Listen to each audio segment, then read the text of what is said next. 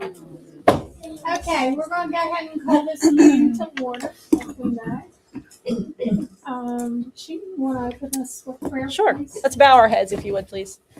Heavenly Father, we thank you for this evening and for all of the students and the families that came out so that we may celebrate their accomplishments. We thank you for the talents and the gifts that you've given each of these kids, and we ask that you use it, Lord, to help honor your kingdom and help to better their futures. We thank you for the group that's here this evening. We ask that the board make decisions that's what is best for the students and the families of Hardy County Schools. Give us wisdom and discernment in Jesus' name. Amen. Amen.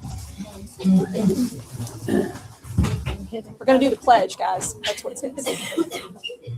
Allegiance to the flag of the United States of America and to the republic for which it stands, one nation under God, indivisible, with liberty and justice for all. This is what's going to take a minute. This is what Yeah. You want to do us first? I'll start with Sean. we're up to introductions now, so if we can, ma'am, if we can maybe start with you, and we'll go around that way and then through the rows and we'll hit over there, and then last we'll catch our table here. Okay, I'm Renee C. and I'll be signing for Paul today, who is the women's basketball. Okay. I'm Julie Barr, I'm here, two students here. Ashley Bailey. Jessica Markwood. Emily Bourne. Derek Bailey. Isaac Laurie. Heather Brookdahl, parent. Derek Wilson, parent. Shannon Rebel, parent. Fred Brooks, parent. Alicia Reynolds, assistant boys coach. Scott Stelling, principal. Juana Titus, assistant girls coach. Morgan C. girls basketball coach. Sandy Dennis. DJ Taylor. Alicia Price, parent. Alicia Markwood, parent of Kylie. Roxana Fitzwater, grandmother of Layla Redmond. Heather Hours, mother of Allison. Brian Hours, parent of Allison. Okay, now we'll go back to Paul and Yeah, That's that's right. Paul C. the boys basketball coach. June Flynn.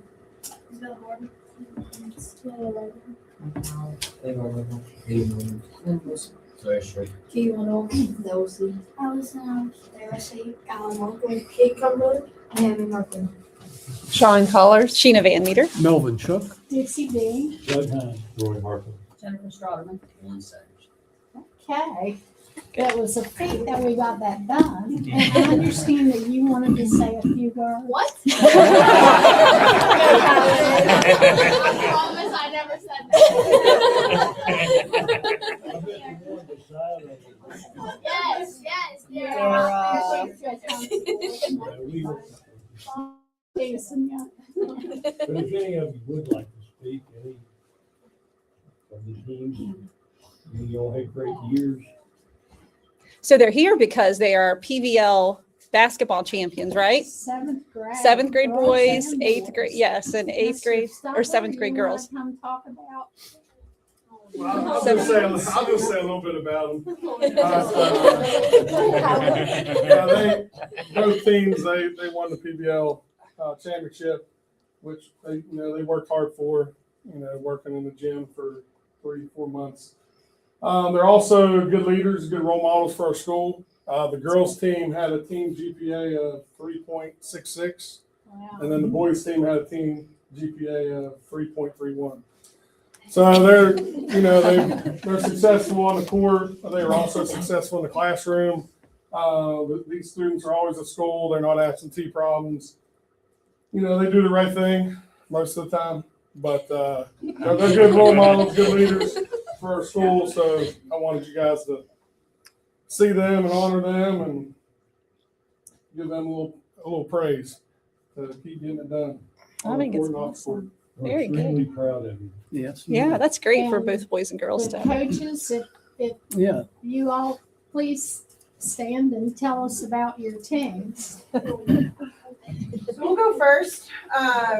So this team consists of 4 7th graders and the rest were 6th graders. We have a team of 10. They put up a record of 16-2 this season. Cape and Bridge beat them twice, and then they came in the championship, PBL championship, and beat them at Cape and Bridge. So if any of you have ever been to Cape and Bridge, you know it's a rough place to play, but they got it done. One thing I think that's really neat about this bunch is they're probably the most unselfish team that I've ever had the chance to coach. They like to divide it up, and they like for everybody to be successful. That's cool. They are a true definition of a team. There is no I in this bunch. Very Girls, good. do you want to say anything about your past season? Do you want to badmouth Cape and Bridge on the air? Here's your moment. I would like to add too that a lot of these girls on this team also won their 7th grade volleyball PBLs. Yeah. So just all around true athletes in 2 different sports. So the majority of them did play and then were included in that. So I think that's great. Very good. I feel that it was a great honor to be on this team with all of my friends, and I'm glad that we were able to win it together. Very good. Shawana, did you want to? I don't have anything else to add. Paul wants to add? Paul is honored to coach those that came together, worked hard through school and the court. And he finished 15-3 and lost to the same team 2 times, but won against them in the championship game. And they are lucky to have Alicia Redmond to help them this year. That she was a big help. Who did they lose to? Romney. That's just a bad mistake to do. She got a bracelet. It feels good to come back and beat somebody when it matters, doesn't it? Oh, yeah. That's nice revenge. Very good. Any of you boys want to say anything? We're down. Nope. Gonna Nope. let the girls show you up again. Nobody right? has anything to say. Oh yeah, we beat Petersburg 3 times. Nice. That made me happy. Well, congratulations. So you all got a bracelet. Just thanking you for being here. We appreciate that. Thank you, Paulina. And some popcorn. And I know it's not much, but we just wanted to say congratulations officially. And you can go back and watch yourselves on the screen. And you're live right now Good luck. for anybody to watch. So We want to see some state championships at the high school. It's been a while. Yeah. I think you'll have the right stuff. bring them back in a few years to celebrate again. Yeah, playing ball will help you keep your grades up too. Keeps you in Keeps school. good physically, in a good place in your head, and you'll do well. Well, congratulations. Thanks Thank again. you. Thank you all You're for welcome to coming. stay.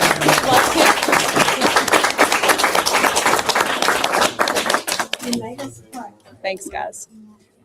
Okay, right. next up is Dr. Bandy. I'll give them a picture. Yeah, we probably should have. You might want to stop. She's going.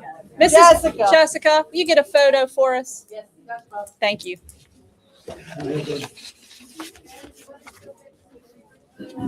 don't see Miss Barr. Oh, she is. Okay, she must be out there somewhere. You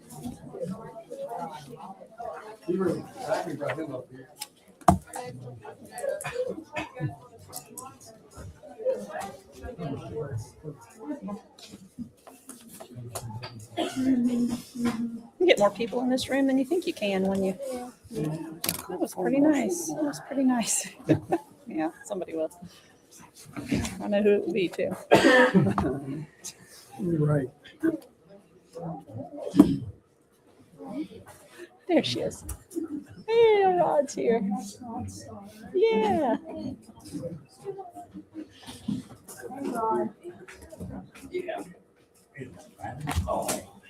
Ready? Yep. Can we move on? Okay. So the next presentation that we have, we titled it the first WVDE Troops to Teachers Program Certification Recipients. And we are very excited because not only are we really excited for these ladies and that we have now 2 certified science teachers at Moorfield Middle School. Well, Moorfield Middle School and special education at Moorfield Intermediate School. But we are very excited that we have the first two, I believe, in the state of West Virginia to take advantage of the Troops to Teachers certification process. So you just want to, Oren, just briefly tell them what that is and how that works? Sure. So it's Explain a that. new option pathway for outside of the traditional pathway for certification. When somebody in here with Ashley and JC being honorably discharged and showing proof of that, as well as having a bachelor's degree that aligns with a various subject, and then taking the practice requirements and then submitting the forms, and then unfortunately having to wait lengthy periods of time for the paperwork to go through. But thankful to the State Department and the recognition that they gave for it. So great opportunity for us, and echoing what Dr. Van Meter said, and working with both Miss Bailey and Miss Barr on this, and the time that they've had to wait, and being great with providing everything that we need to get this process as smooth as possible and getting that recognition from the State Department. And it may have taken as long as it actually took, because they were the first ones. So I think they were probably like, is this everything? Is this for real? Like, so we have a certificate. And for both of you ladies, we'll do JC, we'll do you first here.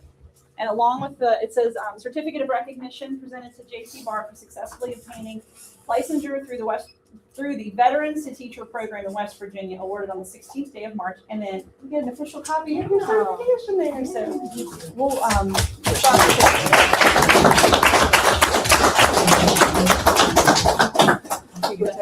Go ahead. You get it then. Good. You're on it,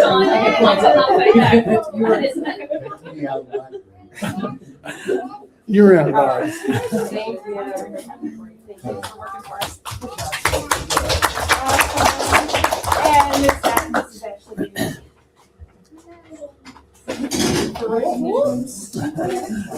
and you get your official.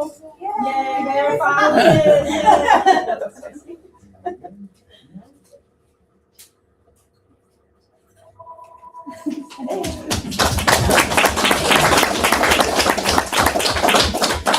Thank you guys very, very much. We appreciate you. I feel like they should get Star Student Bands for finishing. You want to give me stars? I don't know if they care, but they'd probably rather have, yeah, it's just Star Students, I know. They are no longer students, so they're probably excited about that.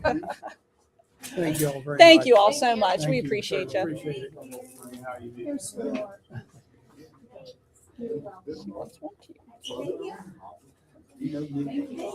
Thanks, guys. Child nutrition's next, right? Yes. Okay, next up is child nutrition updates. Emily Thorne.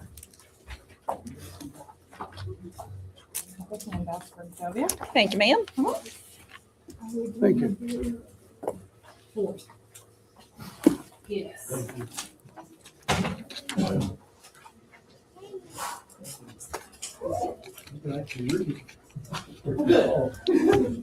I know, fitting everything on one page is a little bit challenging. So I wanted to update you on a few things. First, we had the state visit on February 10th. We had 2 people from the Office of Child Nutrition at the state come. I think that went very, very well. They were in Moorfield Elementary's kitchen for breakfast and Moorfield High's for lunch. They were very, very pleased with everything they're seeing, and the things that they were commenting on are things that we're doing across the county. So I was very pleased to hear that. They were very happy to see our updated hazard plans and SOPs, and those have been signed off on.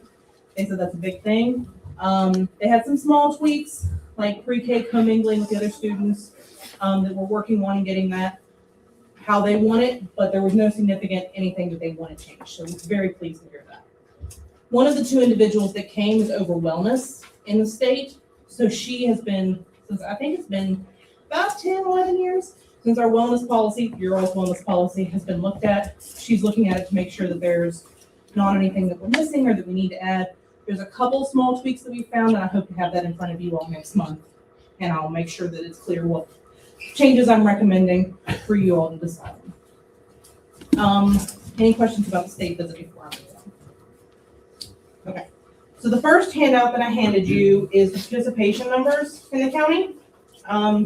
Not significant changes since the last time I spoke with you all.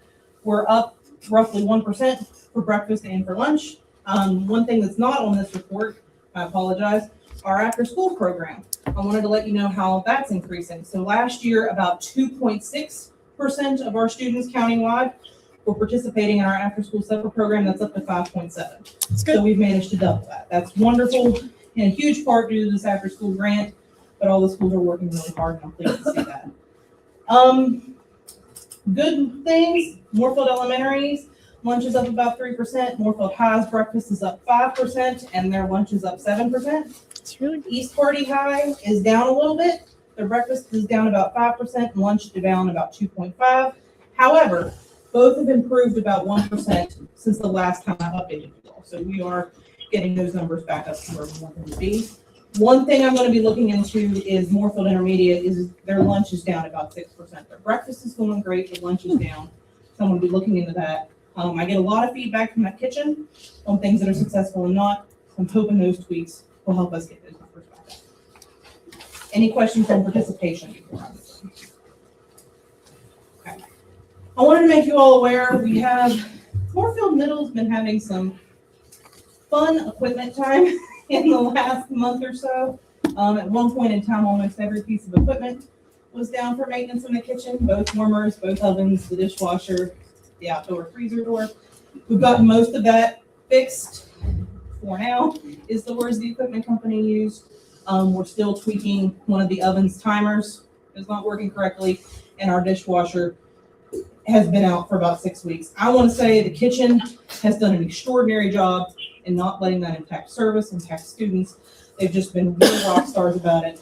And we've gotten most of the issues ironed out. However, I've already been talking with Sarah about what we can do funding wise and looking for grant opportunities, because I'm led to believe that kitchen's going to need several pieces of equipment in the next coming years, and I'd rather be proactive instead of reactive. Plus, I don't want us to keep paying equipment repair bills long term. But I wanted to make you all aware of that. Which leads me into our money. So the second handout I gave you is our reimbursements from one year compared to the other. The reason I did reimbursements instead of expenses is there's a larger discrepancy, but I'll talk about expenses first. Year over year to date, we are about $20,000 more in expenses than we were last year. I think there's about 3 different reasons for that. One being, as we all know, as we've been in the grocery store recently, food costs are going up. Another is that after-school program doubling in size, so that is additional pieces that we're having to purchase. And then, as I've told you in both this update and the last one, we have had some significant equipment and freezer issues this year. Overall, 20,000 is not a super concerning number, but I want to keep an eye on that. Our reimbursements is where the bigger discrepancy is. Our income is down about 70,000. However, if you look at this handout, the S&P column is breakfast and lunch. The CACFP column is supper. If you look at August, there it is. Last year in August, we received $92,000 in reimbursements. This year is $22,000. We started 8 days later. That's the big difference, and we should make up that $70,000 At the end. of the year. Yeah, okay. And if you look at the rest of the columns in the S&P column, every month we're about flat or even doing better in reimbursements than we were last year, with January being the exception due to those snow days. And if you also look at the after-school supper program, as I've said, we've doubled it. So whereas we had 30,000 in reimbursements for that after-school supper program last year, we're at 64,000 this year, which should also help to offset those $20,000 in additional expenses because we've grown that program so much. But that's roughly where we are with our reimbursements and expenses year to date. Does anybody have any questions on any of that? Okay. The last thing I wanted to make you all aware of is I am going ahead, since I probably be out for part of the summer, I will be putting our bids out in the next week or so and any extensions. So in April, I should have most of the proposed extensions, our contract extensions, as well as new bids to you all. The only exception to that I'll probably wait till May to put in front of you all is the refrigeration bid. Since we historically have not had anybody even trying to bid on that refrigeration bid. I want to cast a larger net this year, try to hit the Winchester paper, the Charleston paper, and give it a longer time frame just to do our due diligence.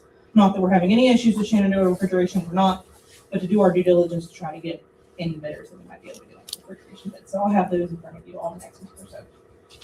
Thank you. Any other questions for me? Yes. Have you, are you working on an equipment priority list, what you think? Moorfield Middle is definitely a priority. The dishwasher, the outdoor freezer door, it's almost a two-person job to open and close that, which is significant.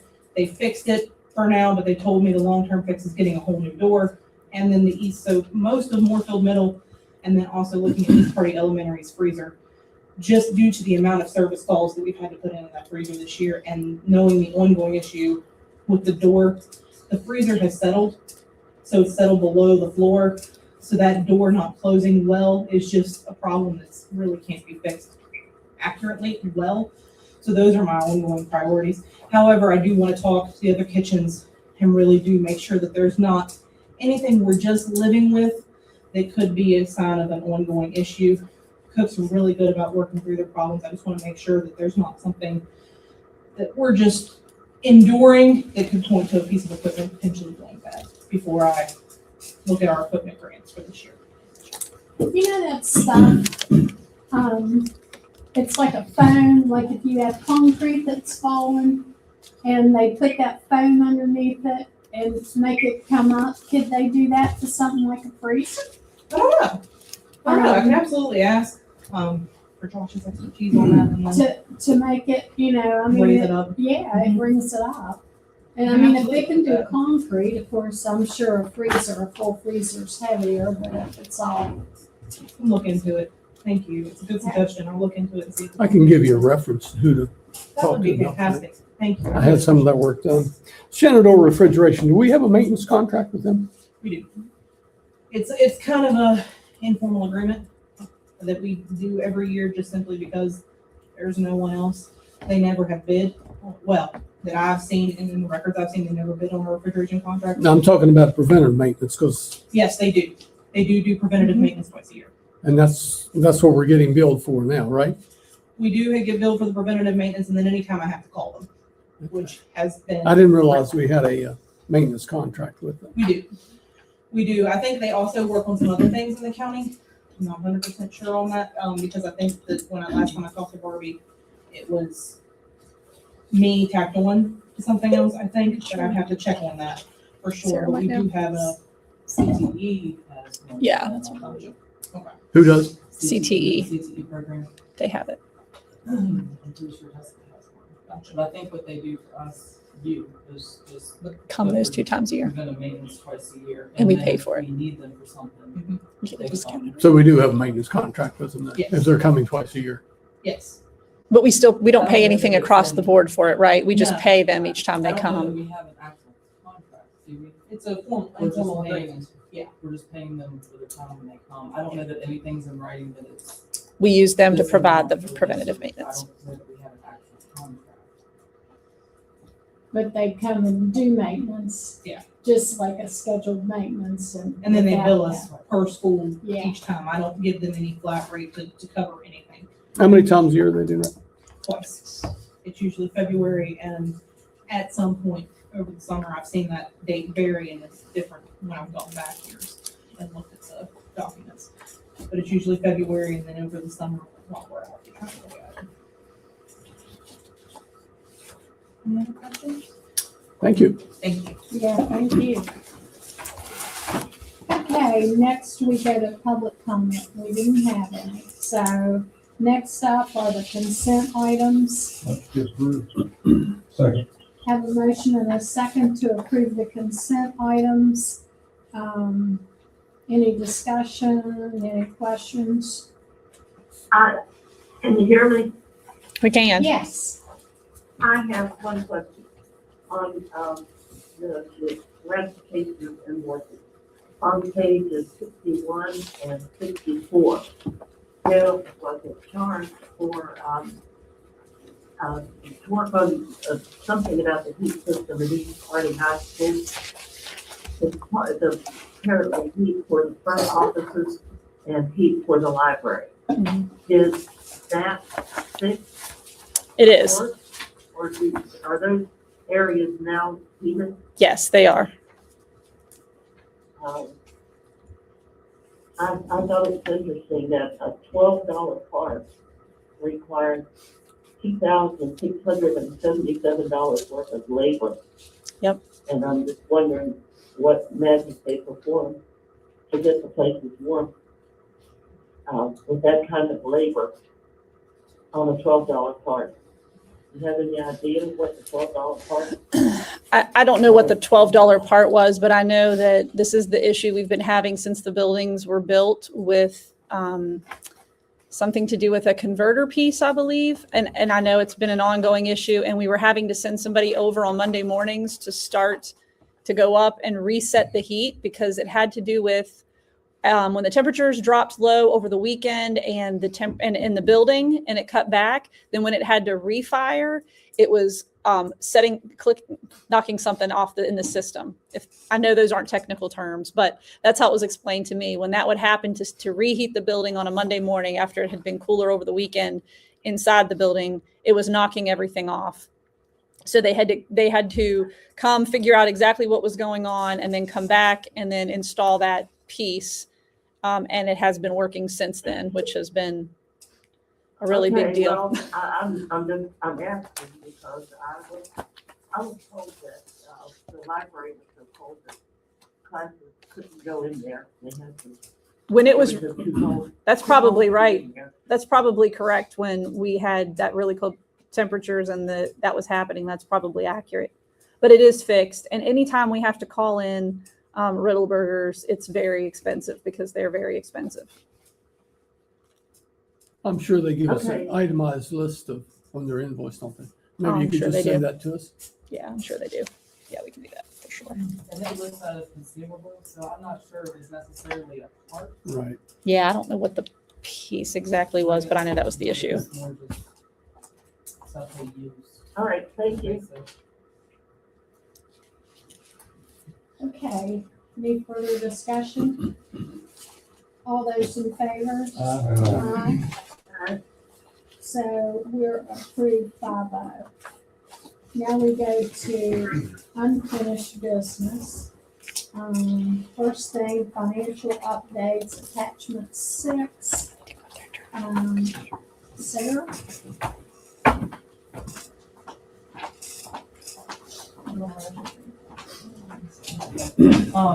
This is the normal one, expenditure by audit report for February.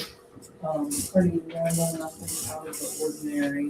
At some point, I will go down through the, budget remaining column and make adjustments where we've overspent a little in one area and not in another. And look at those closer. Most of the time, it's where something was paid out of. Maybe tuition got paid out of the, instructional supply or vice versa. Usually there's a reason that one is positive and one is negative, but we'll take a look at that. I don't know if anybody has any questions about that or not, but we put together a PowerPoint on policy 8200. I know you guys have been looking at that. I just have one question before you move Yeah. on. I noticed their reserve was different this month than it was last month. Yeah. I adjusted it to increase,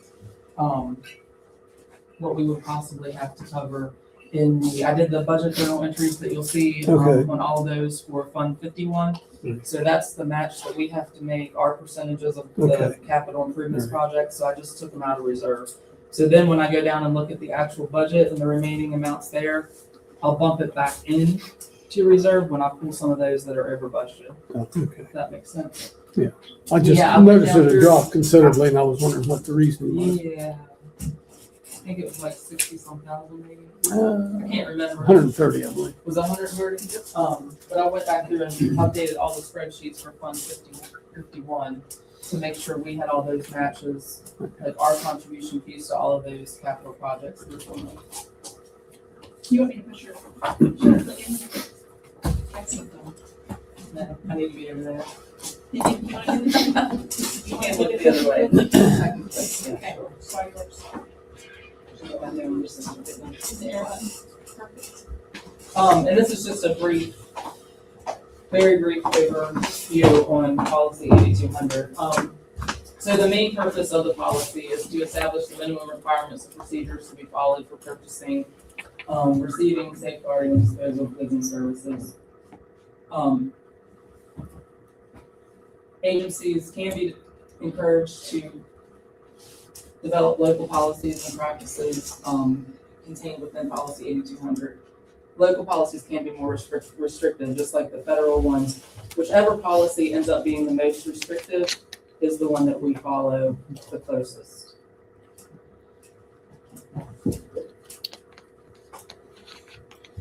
The applicability of it, it applies to county boards of education, multi-county vocational centers, individual schools, and also. You can go back. Just hit the back button. Hit the other arrow. Okay.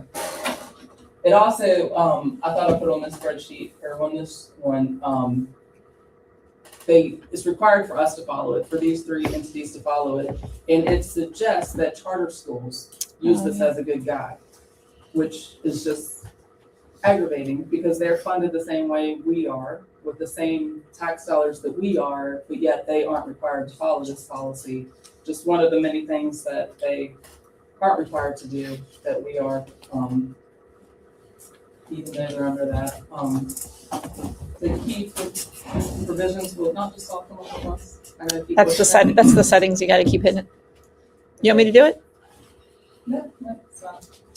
The key provisions, it adopts state purchasing requirements with appropriate revisions. It defines purchasing responsibilities for LEAs, the code requirements, and then what they require from purchasing director and chief school business officer official, which is the treasurer.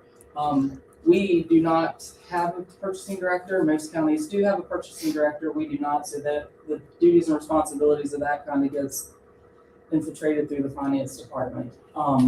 It discusses the acquisition planning, delineates differences between purchase of commodities and services. You guys know that the commodities are the products and services. It summarizes requirements for construction projects, architectural and engineering services, textbooks, and instructional materials. It establishes thresholds for the limits of bidding and for approval of the purchases. Explains when non-competitive purchases may be used, and most of the time that is because of just an exception in code. You have to bid out or be competitive in this except for if it's this, or that. It establishes procedures of use for credit cards. Emergency purchasing, it has to be declared by the governor that we are under a state of emergency to use that. And if it's a local emergency, even after through the COVID period, I think we still have to submit the request to purchase something and avoid the requirements and get it approved as an actual emergency by the state at the local level for us to skip the policies and procedures. It also describes the disposal procedures for surplus property. We can't just get rid of something. We have to follow the procedures in order to do that. And these are just some of the other things that are there. So per the code, LEAs shall not expend money or incur obligations in an unauthorized manner for an unauthorized purpose in excess of the amount allocated to the fund in the levy order or in excess of the funds available for current expenses. So in an unauthorized manner, I'm not authorized to approve anything. You know, I couldn't approve a purchase over $50,000. That would be unauthorized. For an unauthorized purpose, you know, we can't go purchase food for the next board meeting. You know, like we must stay within our ranks of who can purchase what improvement or who can purchase what at the level of the cost, what we can actually purchase if it's approved. And then we have to make sure that it's not in excess of the funds that we have coming in by the levy order that we have laid, and then it cannot be in excess of the current funds that we have available, which all makes Can't spend money you don't have. Can't spend money you don't have for things that we're not allowed to spend it on, or about authorizing it at levels that we're not able to authorize that. And then it just talks about the responsibilities for the purchasing order or purchasing director.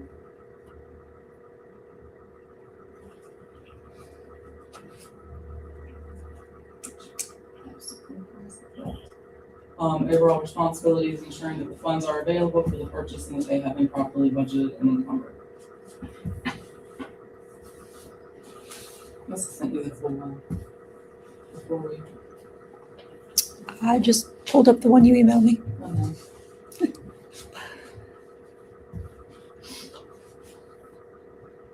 The acquisition planning just talks about defining the need, considering whether the delivery lead time when you're purchasing something that you need, develop specifications, explore alternative sources, prepare the requisition. We always have to have the requisition in before we purchase anything. It has to be approved by those that need to have approval by.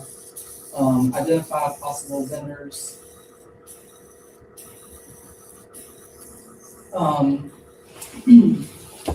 It has to have specifications. You can't, if you're bidding out something, you can't make it. You can't be specific in what you want for bidding it out. You can't say that you want a Ford truck and list, labels like that on it. It has to be. You need a 4x4 or 8 seats or what you're asking for, non-brand specific.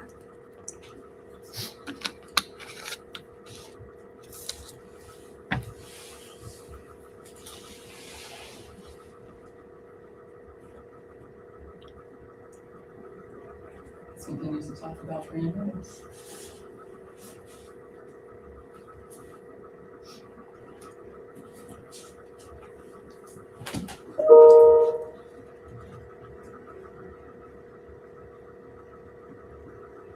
It was an 80 slide PowerPoint that they had sent her, so she was going to skip to the highlights for you. It's again saying that you can't specify certain things. Commodities must be purchased in accordance with competitive bid procedure specified. The threshold has changed. It used to be anything over 5,000. The lowest bid is stringing. We know that we can't do the stringing. It has to be bid out. We can't make multiple purchases just under the amount throughout the year. We can purchase commodities from retail outlets that charges a membership fee. However, that cannot be in the name of an employee. We all know that. Here's the bidding thresholds. So, what is in red is what it used to be. So it used to be less than 5,000. Competitive bids were encouraged but not required. 5,000 or greater competitive bids were required. That has now changed. Those are gone, and it starts at 10,000. So 10,000 to 25,000. A minimum of 3 written bids are required. When practical, bids may be solicited by various means. Once you get to 25 to 50,000, a minimum of 3 written bids must be required. Good faith effort must be made to solicit as many bids as practical by public notice or use of bidder list. Greater than 50,000, public notice is required. It must be put into the paper and ran for at least 10 days.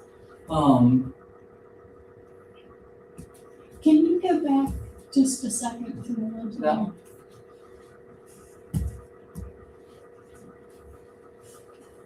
Okay, it's verbal instead of written. The 10 to 25,000. Yeah. And here it talks about what you can actually use. Screen print, we've done that in the past. We've looked up cost of the items and used screen prints, documentation of the soliciting strategies used. And there it says where it is now 10,000. When an advertisement is required, it must occur for a minimum of 10 business days. It used to be more lenient about sole source. You used to be able to get the sole source letter from the vendor. You can no longer do that. You have to actually provide research. Federal purchase threshold has always been 10,000, which is probably one of the reasons that the state finally bumped it up to kind of match there. Here's the approval thresholds for commodities and services, less than 5,000, the supervisor can sign off and approve the purchase requisition, 5 to 25,000, purchasing director or designee, 25,000 to 100,000, superintendent or MCVC director, which would be the multi-county vocational centers, and greater than 100,000 requires the governing board. Restrictive language added to stipulate that anyone who executes the contract on behalf of applicable LE without proper approval shall be held liable. So if Warren approves one for 50,000, he is liable. He's going down. For that. Chances that happens. Just saying. Throwing it out there. And this always makes me kind of chuckle because of much rules and regulations that they do give you. If there happens to be a tie, you can just flip the coins. It's all good. Or draw a card or any other Pull a stick. method. Consider prudent. School buses are an exception to the commodities of the lowest responsible bidder, but we always purchase off of the contract, the state contract anyway. So this talks about the procurement of services, negotiating a request for proposals. We typically always put it in the newspaper and go about it in the bid process.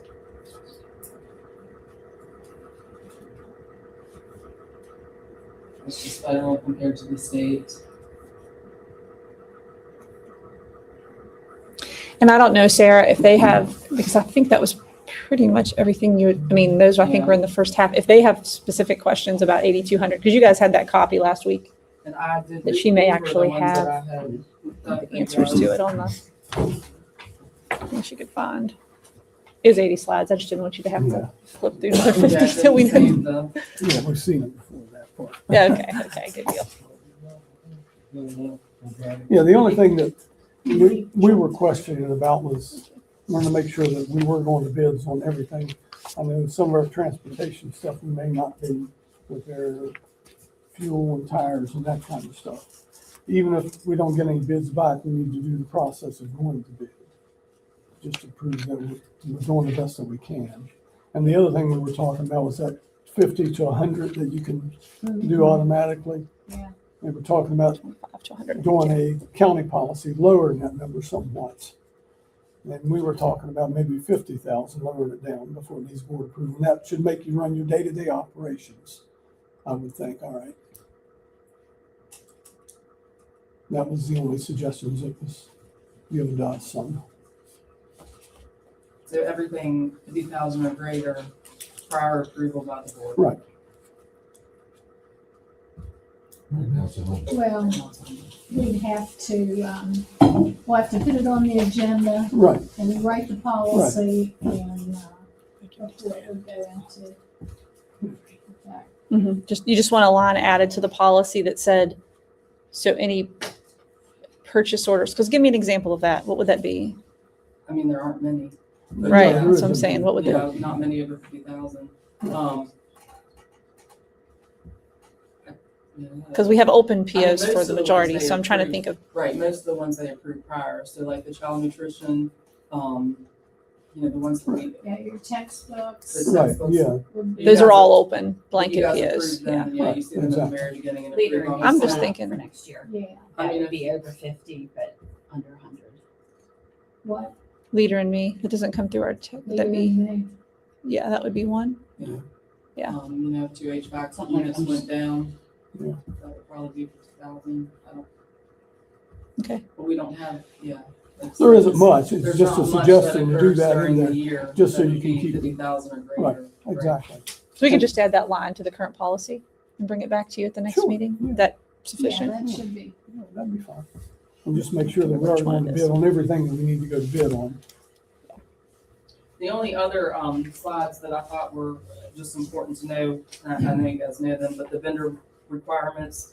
We are responsible to make sure that anybody that we do business with is registered in the state of West Virginia with That's the right. tax department and also with the Secretary of State. And that has been Fun. fun. It's been It's been a lot of fun. I'm pretty sure we know the process of registering more so than the state tax department or the Secretary of State at this point, because we've helped, I don't know how many vendors actually get registered with the state in order just to do business with them. And I understand it, I get it. There's no way that the state would know who's doing business inside the state unless they use someone to monitor that, and they're using us. I get it from that angle. We're using taxpayer dollars. I understand that. It's caused us, there's been some instances where some companies have just said absolutely no.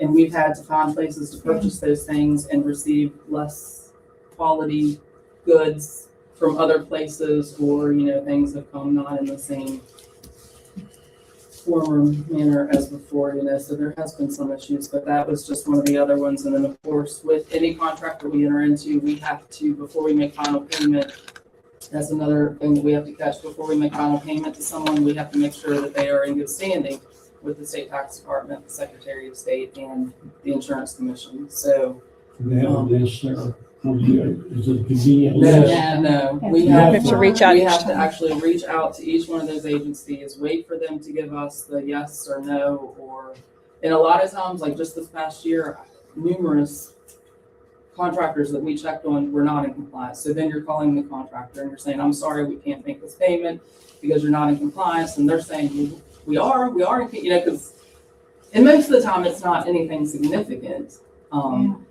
So then you're trying to work with them and help them get in contact with who they need to make sure. And then you have to run through everything through again and check again before you make it. Some of them we went rounds with 3 or 4 times of checking before they finally got what they needed. But we're still doing that as well. Who came about with these rules? I'm not sure. I mean, it has to be at state level, correct? Oh, yes, that's the state. Yeah. Someone that didn't have, What? someone didn't have anything better to do with it. It's all from being in the public accounting sector before, I get it, because that's how they make sure that businesses are legit in the state and they are registered, they are in good standing. What's going to get a business to do the paperwork that they need to do more than me not giving you your $20,000 check?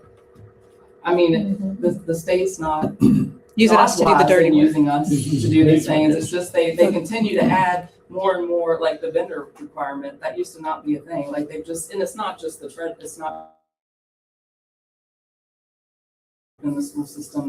They just continue to add more and more checking and paperwork and regulations and rules, and It's a lot more It's like they're difficult doing something. with us because we're on border counties with Maryland, border states with Maryland and Virginia. People, they're not registered in West Right, and Virginia. a lot of them but don't they- even realize that they Yeah, need to. You have the companies that just really don't realize that they need to be, and they're very easy to work with, and they will go through and they will do the process. And then you have the others that don't want to pay tax in the state, and they just Send those aren't going to people, register. send those people in Minnesota, maybe they can help Minneapolis and all that.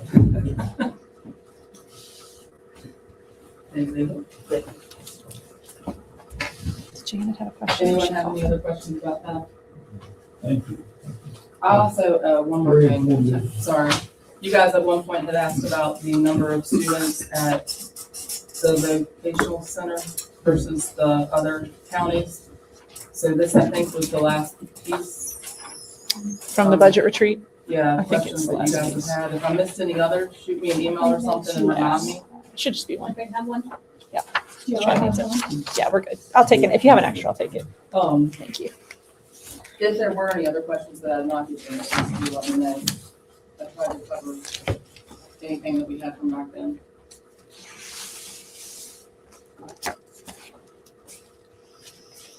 All right. Thank you, Sarah. Thank you.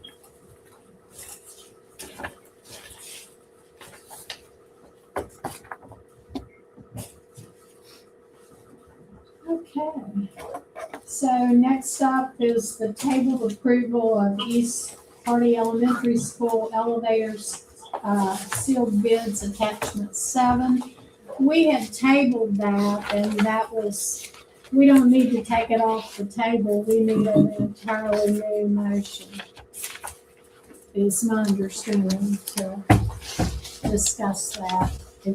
If you table it, you're supposed to take care of it later on in the meeting. We didn't do that, so I make a motion that we approve East Hardy House, elevator bid. Second. okay, we have a motion and a second on the floor to approve the East Hardy House. It's East Hardy Elementary School. Right, East Elementary. Sealed bids, with Shenandoah Elevator Company. We had,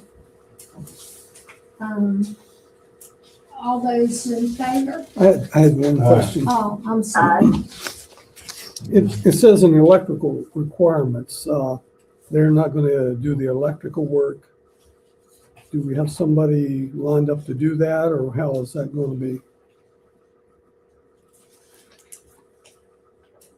I don't know the Okay. answer to that. Well- I'm so sorry. I'm sure that we will obviously have to provide that, but Okay. as Well, of right yeah. now, no. I was just curious about that. Other than that, maybe if we can just ask about it. Let's see. Yes, I will. The one question I have is on this page that, we've questioned this dumb thing to death. Uh-huh. It says on here in that last sentence, the complete electrical modernization of one Dover 2 stop air elevator, the serial number. This quote includes the new communication package, including 3D arrays, and is 2019 code compliant. That's probably just the most recent code changes, I would assume. Yeah. It's like, what the heck? Yeah, they just haven't changed any requirements since 2019. But I'll find out about who's gonna Yeah, I'm utilize that just electrical curious. stuff, yeah. Did anybody else have anything? Are we ready to vote? Yes, ma'am. All those in favor? Aye. Opposed? Okay, so it passes, 5-0. Under new business.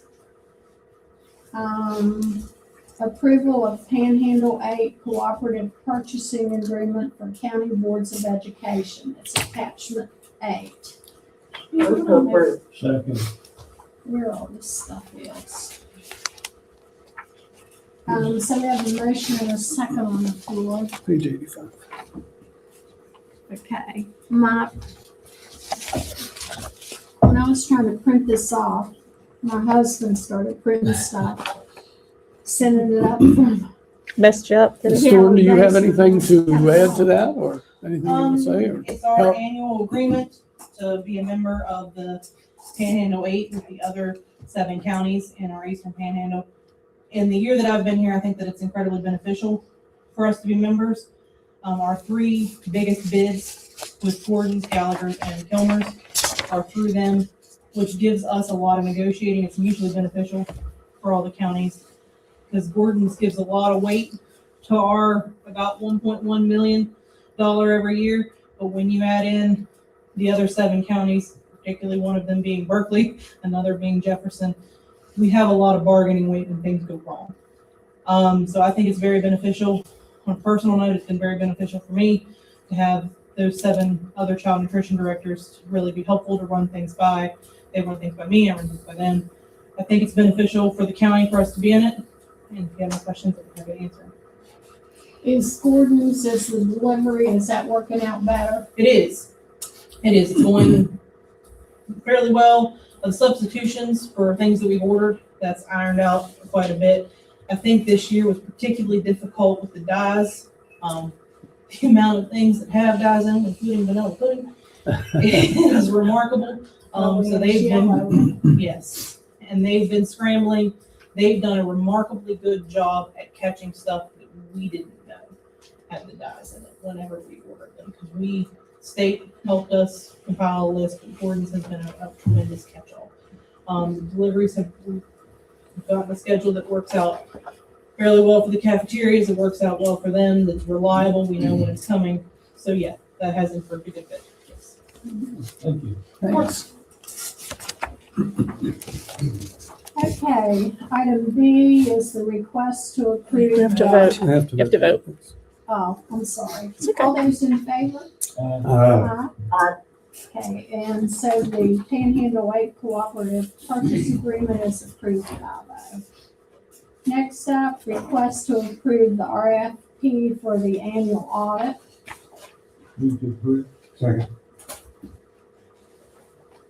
Okay, discussion. This is just where we approved to go out to bid with a public accounting firm. The alternative to that is the state auditor's office. I don't know that there's necessarily good or bad there, between what you're trying to do. I do know that they are probably strapped with all of the counties that they are being mandated to do now with the ones that have been taken over. And I'm pretty sure they are also required to do the audits for any on the watch list, or that the state is concerned with. I did talk to a couple of the other counties.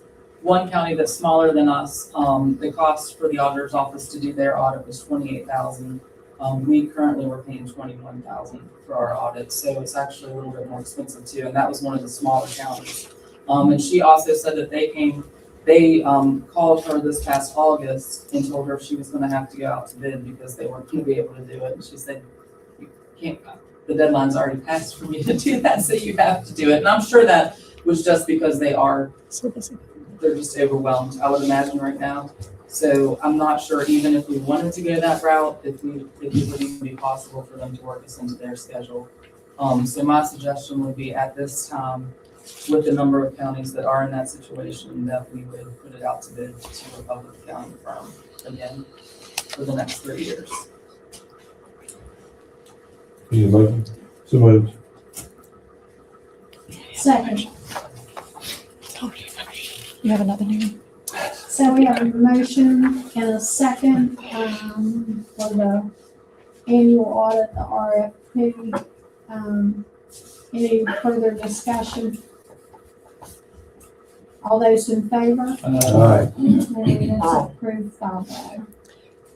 Now, we're gonna, a certain, financial condition, attachment 10, by our treasurer, Sarah Earl.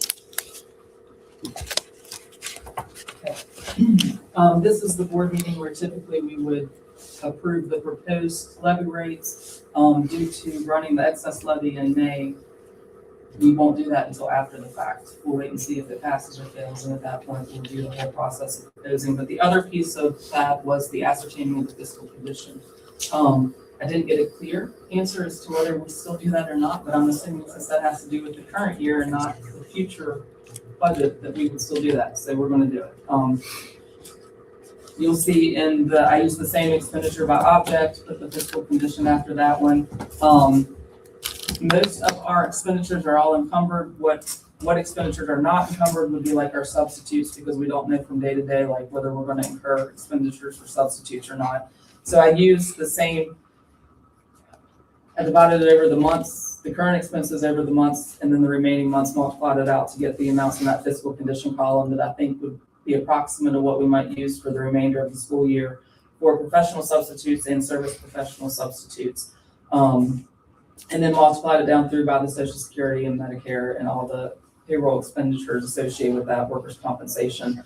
I also put in there for the retirement contribution. That's one of those paid on behalfs where we have to recognize the income, then we also have to recognize the expense. All of that is budgeted in there. They haven't given us, usually it comes in February, it hasn't come yet, where they give us our actual amount. So I used an estimate there based on last year. So that could vary somewhat. The transfers at the bottom should be fairly legit. Child nutrition is going to be estimated in there, which could vary one way or the other, but that's the amount. 1.1 million, 49,466 is what I used there. So if that is accurate, if all of our encumbrances would be accurate, the money remaining at the end of the year would be $891,722.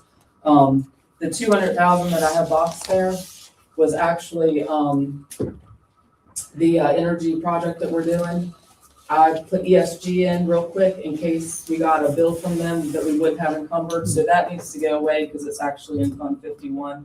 I now have it in and covered with their actual, I just didn't want something to slide through and me not have a PO in. So that $200,000 will come out. We actually received a payment the other day for the National Forest land. Remember last year that kind of Yeah. went away? We only ended up getting like $4,000 or $5,000. So I didn't budget anything for that this year when I did the budget because I thought it was dwindling and vanishing. Well, I guess it went back through legislature and it's back, so we received a check for $59,000 Wow. last week or the week before, just recently. Hamilton, Pocahontas, you get a big check. They probably got a lot more than 59,000, especially Pocahontas, but good for them. But anyway, that would bump that if you make those two, that would bump that up to 1.1 million, 1,150,722. And we usually collect a little bit more in the property tax, and we usually have some encumbrances that are buffered there. So I feel confident adding 350,000 on there to say that we're probably going to be around 1.5 million at the end of the year. That would be my projection. And the state kind of mandates or suggests that you have excellent. The state wants you to have, I think it's required to have around 5 to 7%. They want you to have 10% in reserve. And it's, I mean, that's hard to do. It's really hard to do. Almost impossible unless you have a levy. Right, almost impossible. We've been staying around there. But if we're at 1.5, we will not be at 10%. Should be fine.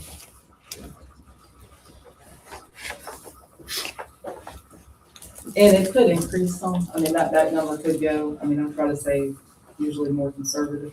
That, I mean, it could based on these encumbrances because, you know, a lot of times we look at the prior, like when I'm doing the budget, look at the prior year, then bump it up a little bit just to make sure I have coverage knowing that, you know, so there's not a bunch of excess there that we just, you know, get comfortable feeling that we have that we can spend.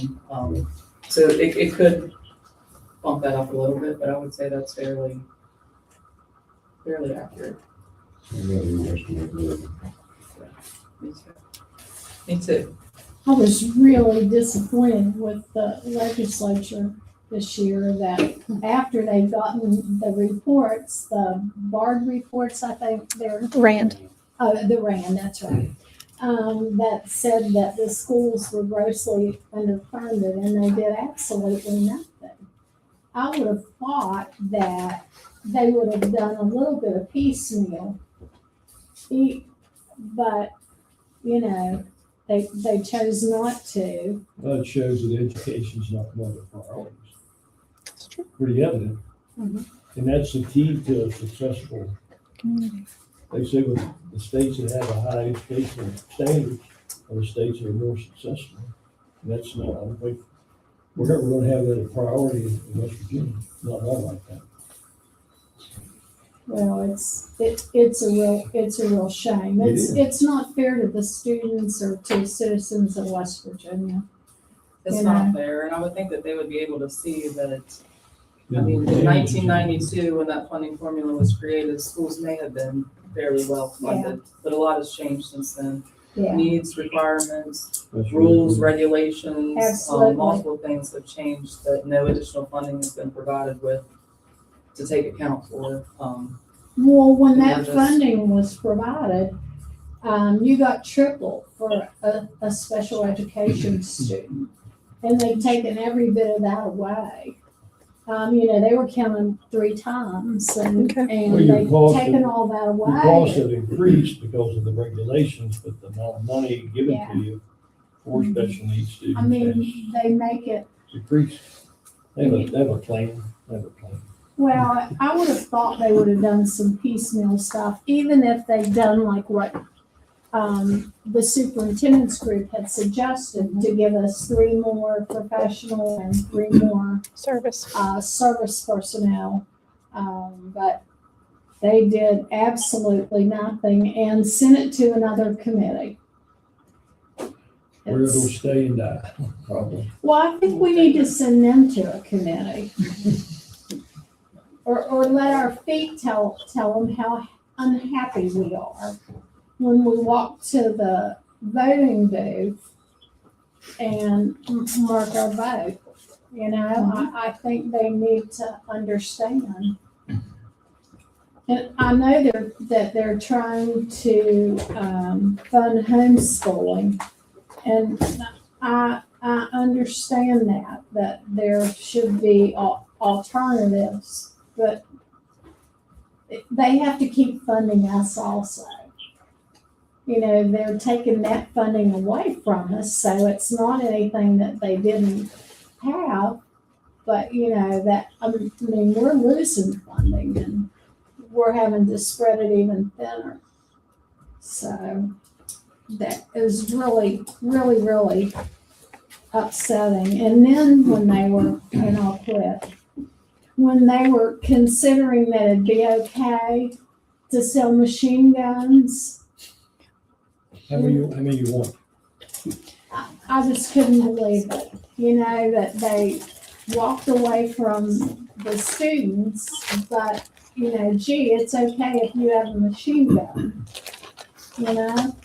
I'll just, okay, I'm sorry. I quit. I'll be quiet. It's a shame. Okay, so do we have to approve that fiscal condition? No. Okay. Superintendent recommendation of the appointment of Sarah Earl as Hardin County Board of Education treasurer for the 26-27 school year for West Virginia Code 18-9-6. That is indeed my Motion recommendation. approved. Second. We have a motion and a second to approve, and the superintendent has recommended that. All those in favor? Aye. Aye. You did a great Opposed? And we've hired her again. 5-0. You can stay. You can go get your box of things and put them back. Okay, next up, board member superintendent discussion. No action may be taken. Okay, first of all, if there's ice in the morning or a delay for any reason, I wanted to make sure everybody knew we would not be doing our walkthroughs at East Hardy if there's any type of delay. Also, if that goes through as planned, we'll meet there between 8:15 and 8:30 for anybody that's coming, and we'll start the day. It's fine. Got to feed the cows. I got to the bank. Whenever you get there is fine. I'll be We'll finish there and go down to East Hardy High School. April the 16th, will that date work? It's an all-day event, should you choose to do it. 8:30 to 3:30 for the principals and the board members. I didn't get any dates that were good, bad, or indifferent from anybody. But that was the all-day board meeting. I think it's a Thursday. Thursday. Thursday. I think that's Miss Morris's leader in the day. Is that the first week spring? Oh. That's not first week. I didn't have it on my calendar. I've been talking You to her about it. gotta That's get the your only reason I did it. dollar. I'll get it. Okay. That sounds good. Maybe we can Janet, catch is that her. good for you? We'll make her last. I'm writing this in my calendar right now. Okay. Eaches, your visit to Eaches that you requested, March the 19th, is when Jennifer has approved that to be. Yes, I talked with them and they let me know that if we go there between, like we talked 1 and 1:30, that's nap time for the kids. And they said they'd wake the kid, but I don't Oh, want that's to a terrible disrupt the idea. kids' routine. Yeah, we don't want to do that. So I just wanted to toss it out there Okay. that You may want to reschedule that for a day that you're not If we visiting other hit. schools because in the afternoon around that time, it's nap time. that's also, is that Moorfield Elementary, Moorfield High Day? Moorfield Elementary, Moorfield High School. That might make it really rough on you then to try to get there at nap time or dismissal, because that's probably what happens, nap time, snack, dismissal, I'd imagine. I don't. I'm gonna pick a different day, see if we can Think catch you need to When we see just do it them ask later. in the them, I'll morning ask them when for a they different should day. be being actively learning, you know. Yeah, I don't think we want to go when they're napping. Well, then you definitely don't I don't want want them to wake them up early. No, Mess up no, their no, we routine. don't want to do that either. For that, It might be rough. Take them candy too. April the I 13th, want to make sure I heard that. So the 19th at the elementary and high school is going to be rescheduled. No. no, that's just, we were going to also visit Eaches that day, but now we're just gonna pick a different day for Eaches. We'll just do our normal scheduled visit that day. We will still go to MES and MHS, On the 19th. Okay. just not Eaches. Yeah, just not Thank Eaches. you. Jennifer will pick us a new date. Yeah, I'll talk to them. Yeah. April the 13th will be our Professional Educator of the Year and our Service Person of the Year ceremony. It'll be a dinner starting at 5 o'clock at Moorfield High School in the cafeteria. And then we'll go into the auditorium for the awards at that point. And, you know, we have a new process this year where we've had allowed everybody to make nominations, and we've narrowed it down to 3. This week they're voting. Next week we'll go in. I'll let you know the days I have scheduled for that, but we'll go in and surprise the winners.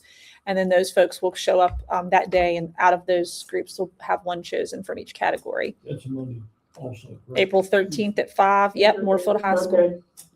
Yep, that is a Monday. Moorfield High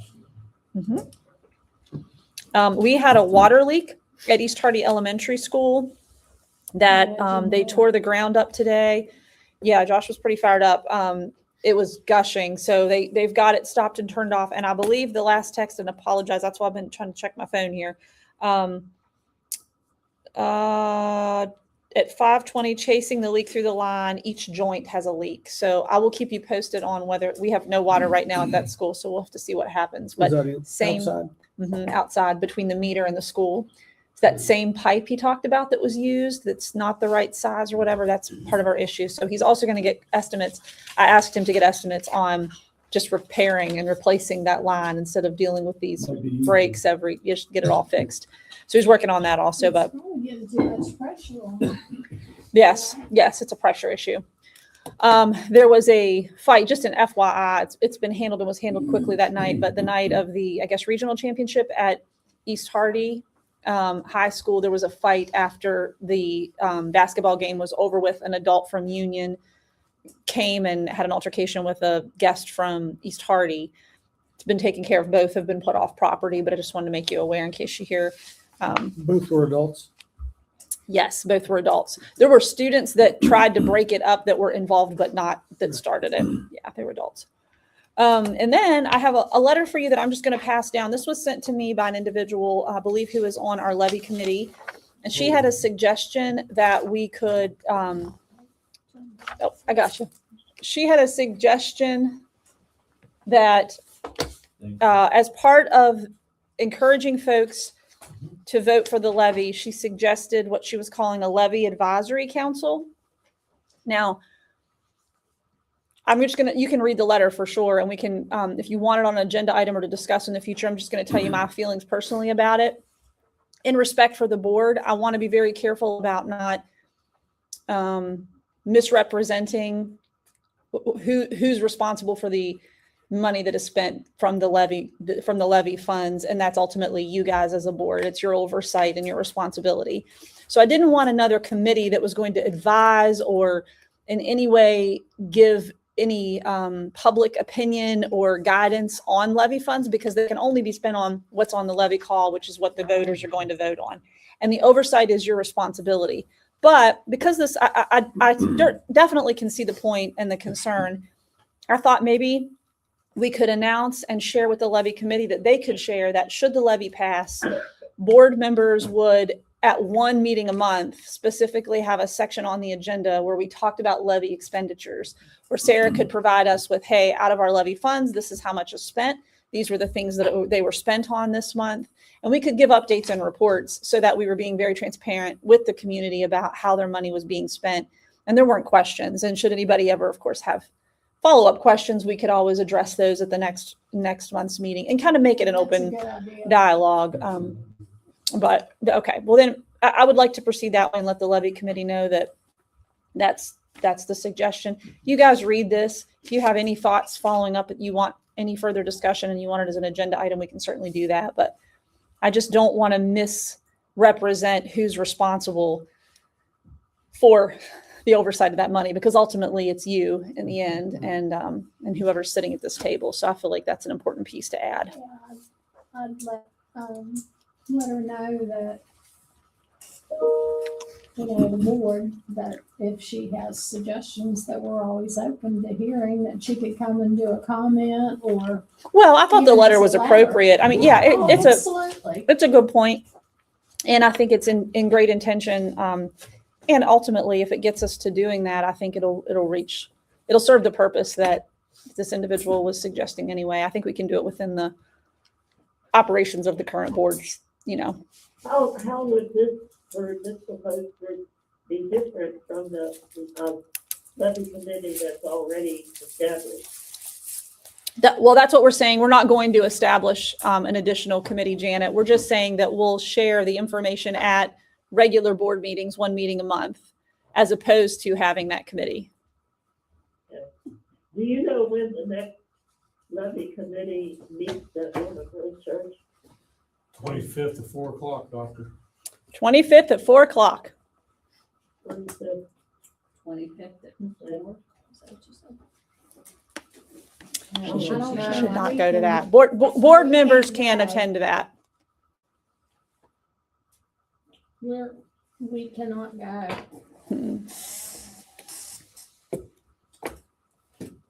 You can't go and just listen? No. If you go, you have to be actively supporting, and from your role as a board member, you can't advocate for. Okay. Yeah, I think so. Hold on, let me double check. Waterloo, yes, that's it. Is there any way to, quell all of the misinformation that is being published on social media about the levy? If you see misinformation being published, if you can get that to me, we can get it to the levy committee, and that's actually their job to do that. Okay. Yeah, there are some fantastic bits of information being sent out. Not by the levy committee, right? You're just saying by No, individuals? not by the levy committee. I read on Facebook that there are people at the board office bringing down $400,000 a year salary. I think that's a little bit of a stretch. Yeah, I can't remember what else was in that post. that's quite the stretch. That one floored me. If you see anything, if you would send it our way, we'll make sure the levy committee gets it, and then they can construct a response as appropriate. Okay. Yeah. South Branch Career and Technical minutes and just some information. Ham, bacon, and eggs seem to be well attended and brought some pretty good prices. $7 shy of $200,000. It's amazing. And all that money, except a real small percent, like what, 2% I think goes to the kids. Yeah. So That's incredible. if you didn't show up, you really missed a pretty good evening. Yeah. Food And you was missed pretty phenomenal. good food. Yeah, the food was really good. Food was good. Well, maybe we can invite Mr. Denton, Ms. Kessler sometime and let them give us an update on it. I just don't think that and the fair, I just don't know if our Tri-County area citizens realize how important agriculture is. Exactly right. And we have more students, what most people think, that are involved in agriculture. And the projects with 4-H and FFA are very educational. And I think they learn a lot of life skills that you don't learn in other situations, in organizations. I want some eggs. And Mr. Hines paid highly a dozen of eggs. Well, And I it's bought a interesting. hand, but it was high too. It's interesting to go watch the students when they're bacon. selling their hams and bacons and all, how they're happy to go up there to do that, you know. Well, It's and quite an accomplishment for them. just to stand in front of what, DJ, 300 people there, 400? Oh, absolutely, probably 340, 350. You know, to stand in front and be Exactly. composed, Right. and especially with Michael Thomas, usually Joking. give him a hard time and in good fun, of course. Right. And some of them, I mean, it's worth your time to come. What gets you is when you're bidding and they're looking at you Yeah. and you stop Oh, and they're yeah. like, kind of like, you're going to quit? Yeah. Yeah, Just one. one more. I was just wondering about the calendar for this year since the bill had passed. It won't take effect until the 27-28 school year. Yeah. Okay. So we have a whole year to plan. Have to be thinking about that then. The state will issue guidance. Right. And they'll, I've already heard like you can still stay with your current day structure or you can use the hours. So I think we'll wait for them to put a policy into place and issue That's what guidance, and then we'll build it, not jump the gun Right. with anything too crazy. Yeah.